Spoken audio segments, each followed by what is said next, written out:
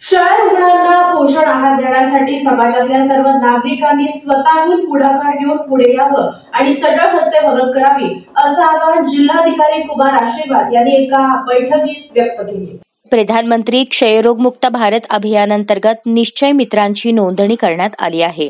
यामध्ये सर्व क्षयरुग्णांना पोषण आहार देण्यासाठी विविध क्षेत्रातील खासगी संस्था, लायन्स क्लब, रोटरी क्लब व इतर सामाजिक संस्था यांच्यामार्फत पोषण आहार पुरवण्यासाठी सर्वांनी सहकार्य करावे असे आवाहन जिल्हाधिकारी कुमार आशीर्वाद यांनी केले।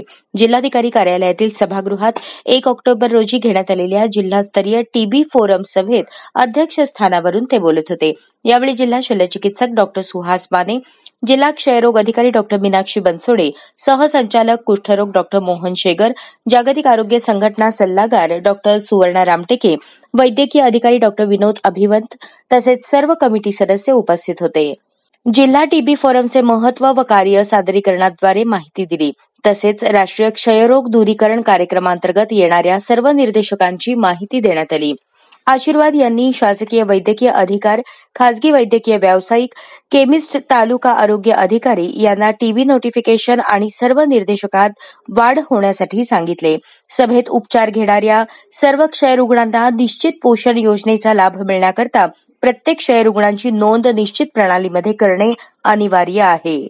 त्याकरता क्षयरुग्णांची नोंद करण्यासाठी 500 रुपये अनुदान देण्यात येते। तसेच क्षयरुग्णांच्या उपचारासाठी आउटकमची नोंद केल्यानंतर 500 रुपये अनुदान देण्यात येते। यासाठी वेळेवर क्षयरुग्णांची नोंदणी पोर्टलवर करणे अनिवार्य आहे।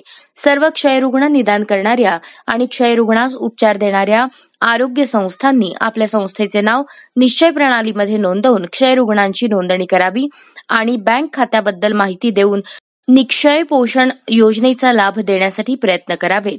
सर्व क्षयरुग्णासंबंधीच्या प्रयोगशाळा तपासण्या, एक्स-रे सेंटर तसेच संपूर्ण कालावधीचा उपचार हा शासकीय आरोग्य संस्था तसेच शासकीय प्रयोगशाळांमध्ये विनामूल्य केला जातो, अशी माहिती सभेत देण्यात आली।